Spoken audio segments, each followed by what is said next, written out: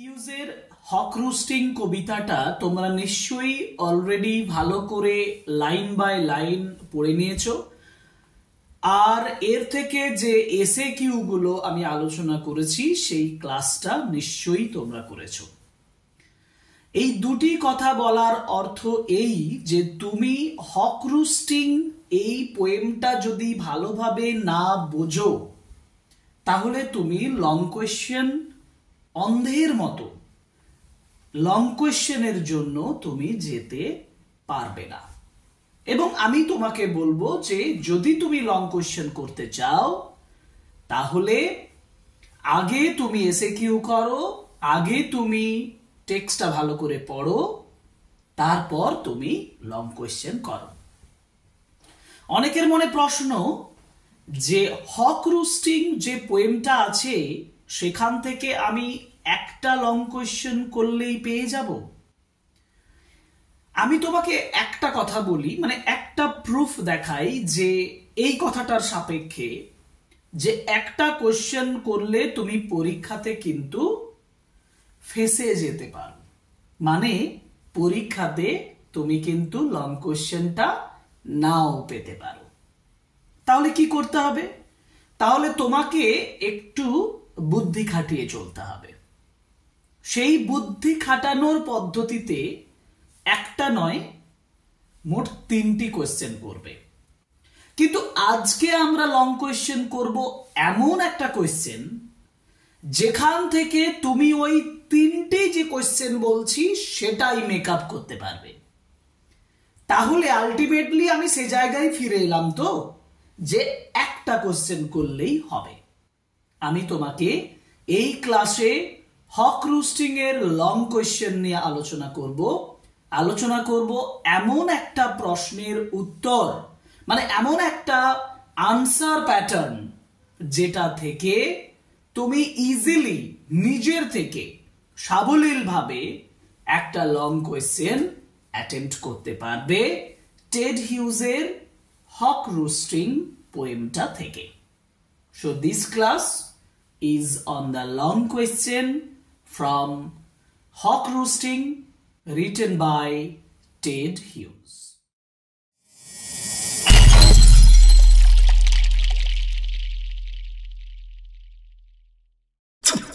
স্ক্রিনটা দেখতে পাচ্ছ? এই স্ক্রিনে আমি তোমাদেরকে উপরে একেবারে ক্যাপিটাল লেটারে করে কতগুলো টপিক লিখেছি। দেখো আগে সেটা বলি। Summary, central idea, title justification, themes of the poem, hawk, symbolic way, presentation. এবার এগুলো কেন লিখেছি আগে এটা বোঝো, তারপরে উত্তরটা বোঝাবো। হক রুস্টিং পোয়েমটা থেকে বিভিন্ন ভাবে তোমাকে একটা লং কোয়েশ্চেন দিতে পারে। যেমন তোমাকে বলতে পারে যে what is the summary of the poem or substance of the poem. এখানে লেখা নেই সাবস্টেন্সটা, তাই না? তাহলে সাবস্টেন্স বা সামারি, এটা একটা question. Number 2, central idea. Central idea মানে মূল ধারণাটা এই কবিতায় কি দেখানো হয়েছে। ঠিক এই যে সেন্ট্রাল আইডিয়া যেটা বলেছি না, এটার সঙ্গে কিছুটা হক সিম্বলিক ওয়ে প্রেজেন্টেশনটা মেলে। অতএব হক সিম্বলিক্যালি কি প্রেজেন্ট করছে, কিভাবে প্রেজেন্ট করছে, এটা একইভাবে আমি সাবস্টেন্স এবং সামারির সঙ্গে লিখতে পারবো। টাইটেল কেন জাস্টিফাইড, অর্থাৎ হক রুস্টিং এখানে যে টাইটেলটা সেটা কিভাবে জাস্টিফাইড হয়েছে। আর থিমস অফ দ্য পোয়েম মানে এই কবিতার বিষয়বস্তুগুলো কি। এর সঙ্গে একটা কোশ্চেন যোগ হবে। কি কোশ্চেন বলো তো? সেটা হচ্ছে যে dramatic মোনোলগ and how can hawk roosting be called a dramatic monologue? কিভাবে হক রুস্টিং কে আমি ড্রামাটিক মোনোলগ হিসাবে প্রেজেন্ট করব। এই সমস্ত প্রশ্নগুলোর উত্তর দিতে গেলে আমি যদি তোমাকে এই একটা উত্তর বলে দিই যে এই 150 ওয়ার্ডস, এই 120 ওয়ার্ডস এর এই লেখাটাই তুমি যে পরীক্ষার হলে লিখে দেবে তাহলে তুমি নাম্বার পেয়ে যাবে, এটা ভুল ধারণা। এবং এটা যদি তোমাকে কেউ বলেও থাকে বিশ্বাস করবে না। কেন বিশ্বাস করবে না? কারণ প্রত্যেকটা কোশ্চেনের জন্য তোমাকে ইন্ট্রোডাকশন এবং পুরো লেখার একটু স্ট্রাকচারটা পাল্টাতে হবে, কনক্লুশনটাও পাল্টাতে হবে। তাহলে তোমাকে তো সেটা শিখতে হবে। তোমাকে শিখতে হবে যে আমি একটা লেখা লিখে নিয়ে কিভাবে এগুলো ম্যানেজ করব। দেখো, আমি সম্পূর্ণ লং কোয়েশ্চেনটা দুটো ভাগে ভাগ করে নিচ্ছি। প্রথমত আমি তোমাকে কিভাবে হক রুস্টিং থেকে একটা লং এর জন্য, লং কোয়েশ্চেন লেখার জন্য সম্পূর্ণ লেখাটা তৈরি করব, আর সেই লেখাটা তৈরি করে দেব প্রথমত। দ্বিতীয়ত আমি তোমাকে তারপর আলোচনা করে দেব যে কিভাবে আমি ওই সেন্টেন্সগুলোকে ব্যবহার করব এই কোয়েশ্চেনগুলো যেগুলো আমি তোমাদেরকে বললাম সেগুলো লেখার ক্ষেত্রে। তাহলে প্রথম কাজ মূল লেখাটা তৈরি করে নেওয়া।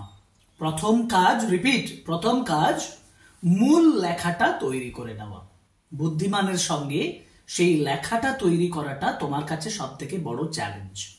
তারপর আমি তোমাকে বলবো কিভাবে তুমি এই প্রশ্নগুলো ওই লেখাটা থেকেই লিখতে পারবে। ঠিক আছে? ফার্স্ট দেখো, আমি একটা ইন্ট্রোডাক্টরি সেন্টেন্স তোমাদেরকে দেখাচ্ছি। দেখো, প্রথমত একটা ইন্ট্রোডাক্টরি সেন্টেন্স দিয়েছি। প্রথমত তোমাদেরকে দিয়েছি যে হক Roosting is a dramatic মোনোলগ। Haque roosting হলো একটা dramatic monologue in which hawk speaks as a symbol of power, dominance and control. Hawk কাজ করছে পাওয়ার হিসাবে, ডমিনেন্স হিসাবে, কন্ট্রোল হিসাবে, প্রপার কন্ট্রোল হিসাবে। এখানে দেখো একটা চিহ্ন দিচ্ছি অবলিক, মানে এই সেন্টেন্সটার বদলে তুমি ইন্ট্রোডাকশনে এই সেন্টেন্সও লিখতে পারো যে the poem Hawk Roosting explores theme of power, arrogance, natural order and brutality of existence. একটু বলে দিই মানেটা। পাওয়ার মানে ক্ষমতা, অ্যারোগেন্স উদ্ধত্ত, ন্যাচারাল অর্ডার প্রাকৃতিক যে বিভাজন বা প্রাকৃতিক সমস্ত জিনিস সাজানো, এবং ব্রুটালিটি অফ এক্সিস্টেন্স মানে অস্তিত্বের যে নারকীয়ত্ব অবস্থা, সেটাকে হকের মাধ্যমে প্রেজেন্ট করা হয়েছে। আমি আবার বলছি কিভাবে লিখবো সেটা পরে বলছি। আমি একটা ইন্ট্রোডাক্টরি সেন্টেন্স তোমাদেরকে লেখালাম, তুমি এই সেন্টেন্সটা লিখে ভালোভাবে প্র্যাকটিস করো, মুখস্থ করো। দ্বিতীয় কথা আমি যেটা বলেছি, a hawk is talking about, একটি হক আলোচনা মানে কথা বলছে about how even in his sleep, যে এমনকি সে তার ঘুমের মধ্যেও হি প্র্যাকটিসেস ওয়েজ, সে বিভিন্ন পদ্ধতি প্র্যাকটিস করে to kill his victims and it them. Victims মানে তার শিকারদেরকে মেরে ফেলা এবং তাদেরকে খেয়ে ফেলার কাজটা করে। হান্টিং এর সঙ্গে related. Hunting is so deeply rooted, এই যে শিকার করাটা এতটা গভীরভাবে শিকড়াবদ্ধ হয়ে আছে ইন দ্য হকস ক্যারেক্টার, হকের চরিত্রের মধ্যে, that it does not have to be fully conscious, তাকে সম্পূর্ণভাবে সচেতনও থাকতে হয় না, অর্থাৎ ঘুমের কথা বলা হয়েছে, তাই তো? ঠিক আছে। এরপরে হকের একটা বৈশিষ্ট্য দিয়েছে, দেখো, the hawk has perfect body, যথাযথ শরীর আছে হকের, হুকড ফিট, বাঁকানো পা আছে, পাওয়ারফুল উইংস, শক্তিশালী ডানা আছে, অ্যান্ড শার্প আইজ, তীক্ষ্ণ চোখ আছে। Nature seems to have created it, প্রকৃতি মনে হচ্ছে এটাকে তৈরি করেছে, specially for the purpose of hunting, বিশেষ করে শিকারের জন্য, অ্যান্ড রুলিং আদার ক্রিয়েচার্স, অন্যান্য জন্তুগুলোকে শাসন করার জন্য। দ্য হোল অফ ক্রিয়েশন, সম্পূর্ণ সৃষ্টি, that is I full stop E full stop, এটার মানে হচ্ছে that is the entire universe, সম্পূর্ণ জগৎটা, ওয়ার্কড টু ক্রিয়েট ইট, কাজ করে এটাকে সৃষ্টি করার জন্য, অ্যান্ড নাও, এবং এখন, it keeps creation under its feet, এই সম্পূর্ণ ক্রিয়েশনটাকে পায়ের নিচে রাখে। হলো আমার প্রথম দিকটা আমি আলোচনা করলাম। এবার আমি যাব সেকেন্ড পার্টে আমি বলেছি দ্য হক অ্যাডস দ্যাট, হক এটা যোগ করছে that it does not need clever reasoning or excuses, হকের নিজের কোনো যুক্তি বা অজুহাত দেওয়ার প্রয়োজন পড়ে না ফর ইটস অ্যাকশনস, এর কাজের জন্য, অ্যাজ ইটস ন্যাচারাল বিহেভিয়ার, কারণ এর স্বাভাবিক আচরণগুলো, and manners is simply to, মানে সরলভাবে এটা কি করে, to tear off the heads of its prey, prey মানে শিকার, টিয়ার অফ মানে ছিঁড়ে ফেলা, এর শিকারের মাথাটাকে ছিঁড়ে ফেলা হচ্ছে প্রকৃত কাজ। ওকে, হলো। এবার এরপরে বলছি it flies to catch its prey, এর শিকারটাকে ধরার জন্য উড়ে যায়। And it moves in a straight direct path, সরাসরি সোজা রাস্তায় এ মুভ করে। Cutting through the lives of living creatures, living জীবন্ত প্রাণীদের জীবনগুলোকে কাটতে গিয়ে বা কেটে ফেলে। হয়ে গেল। এগুলো সব হক্সের বৈশিষ্ট্য বললাম, যেগুলো আমরা first, second, third, fourth, fifth এবং সিক্সথ স্টেঞ্জাতে পেয়েছি। সেইগুলোই আমি পরপর পরপর ছোট ছোট সেন্টেন্সের আকারে তোমাদের জন্য তৈরি করে দিয়েছি। এবার লিখছি যে দ্য হক এইমস, হক এটা বলে শেষ করছে by saying it will continue to keep the world, এটা পৃথিবীটাকে রাখছে দ্য সেম, একইভাবে। অর্থাৎ ইট উইল কন্টিনিউ মানে এটা কন্টিনিউ করবে পৃথিবীটাকে একই অবস্থায় দেখতে, আন্ডার ইটস স্ট্রিক্ট রুল, এর স্ট্রিক্ট রুল এবং অথরিটির মধ্যে। এটা সে চায়, it doesn't want to change, সে কোনো চেঞ্জ চায় না। ঠিক আছে, ওকে।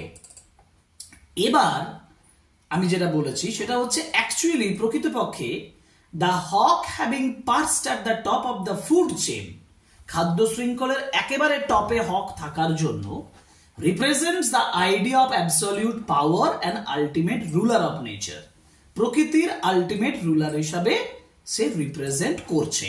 এটা হকের সিম্বলিক্যাল প্রেজেন্টেশন হলো। আরো সিম্বলিক্যাল ওয়েতে আমি লিখছি যে দ্য পোয়েম শোজ, কবিতাটা কি সিম্বলিক্যালি প্রেজেন্ট করে?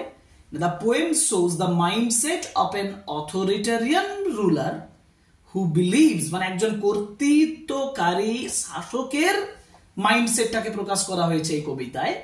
In their divine right to control and dominate, স্বর্গীয় অধিকার তার ডমিনেট করা এবং কন্ট্রোল করা, এই বিষয়ে। এবার তারপরে লিখবো ইট অলসো রিফ্লেক্টস, এটা আবার এটাও রিফ্লেক্টস করছে Hughes view of nature, huge মানে টেড হিউজের যে ভিউ, মতামত, অ্যাজ বোথ বিউটিফুল অ্যান্ড মার্সিলেস, সুন্দর এবং দয়াহীনতার বিষয়। হলো, ওকে।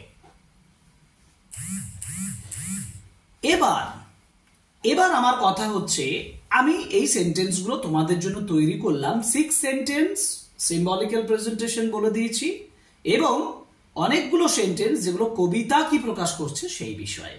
এবার আমি তোমাদেরকে দেখাবো যে সত্যি আমি কোন সেন্টেন্সটা লিখতে গিয়ে কোন সেন্টেন্সটা লিখবো বা কোন কোয়েশ্চেনটা লিখতে গিয়ে কি লিখবো। আচ্ছা, এটা খুব ইজি। যেমন ধরো প্রথম অংশটাতে যাই। ঠিক আছে, প্রথম অংশটা মানে হচ্ছে সামারি। আমাকে প্রথমে সামারি বা সাবস্টেন্স লিখতে বললে তোমাকে আমার প্রথম অ্যাডভাইস, মানে আমার প্রথম উপদেশ হচ্ছে তুমি এই সেন্টেন্সটি লিখো, সাবস্টেন্সের শুরুতে এই সেন্টেন্সটি লিখো যেখানে এই থিমের কথাটা বলা হয়েছে। এটা তোমার স্ট্যান্ডার্ডটা বাড়াবে।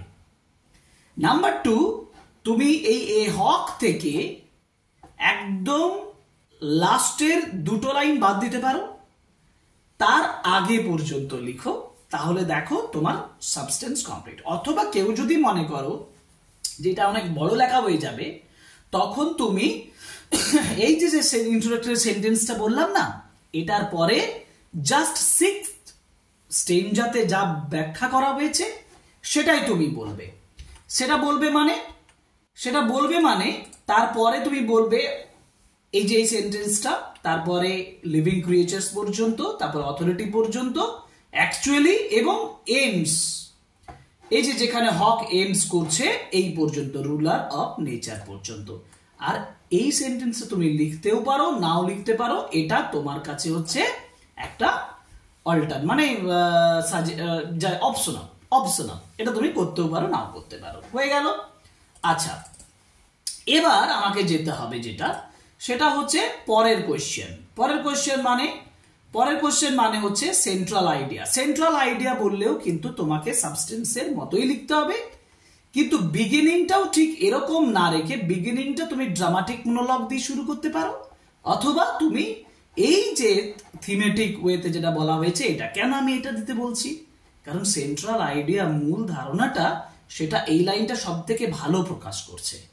এবং সেন্ট্রাল আইডিয়ার জন্য আলাদা করে তোমাকে লিখতে হবে না যে this is the central idea of the poem. এটার থেকে একদম শেষ পর্যন্ত লিখবে, শেষ পর্যন্ত লিখবে, তবেই তোমার কিন্তু সেন্ট্রাল আইডিয়া কমপ্লিট হবে।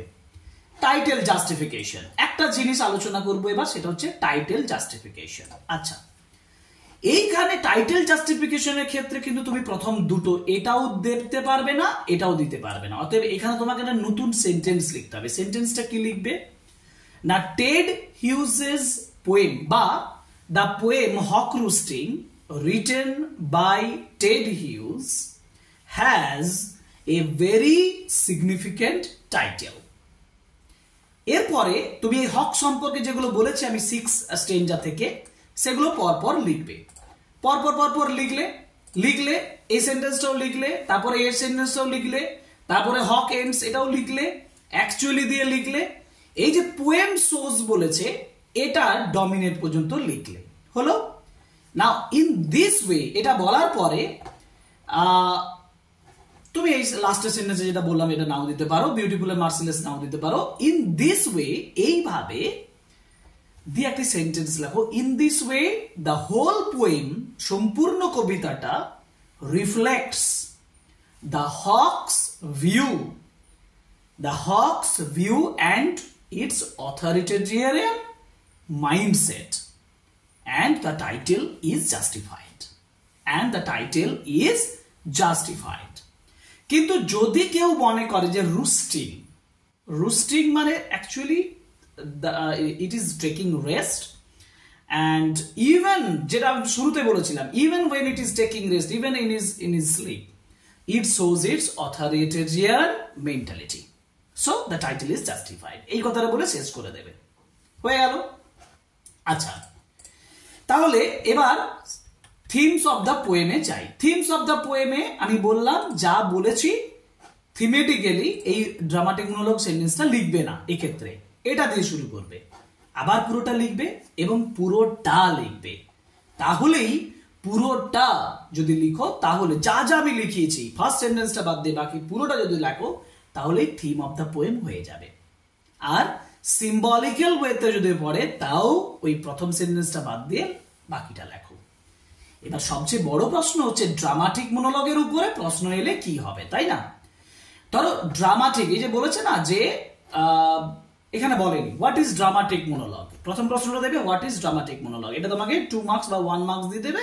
এবং how can we say that Hawk Roosting is a dramatic monologue, তখন তুমি ড্রামাটিক মনোলগের জন্য এই সেন্টেন্সগুলো শুধুমাত্র 6 স্টেঞ্জাতে যেগুলো বলেছি সেগুলো লিখতে হবে। মানে এই যে 1 2 3 4 5 আছে এখানে, মানে এখানে মোট 6 সেন্টেন্স, তারপরে এটা লিখবে, তারপরে এটা লিখবে, তারপরে এটা লিখবে, তারপরে এটা লিখবে।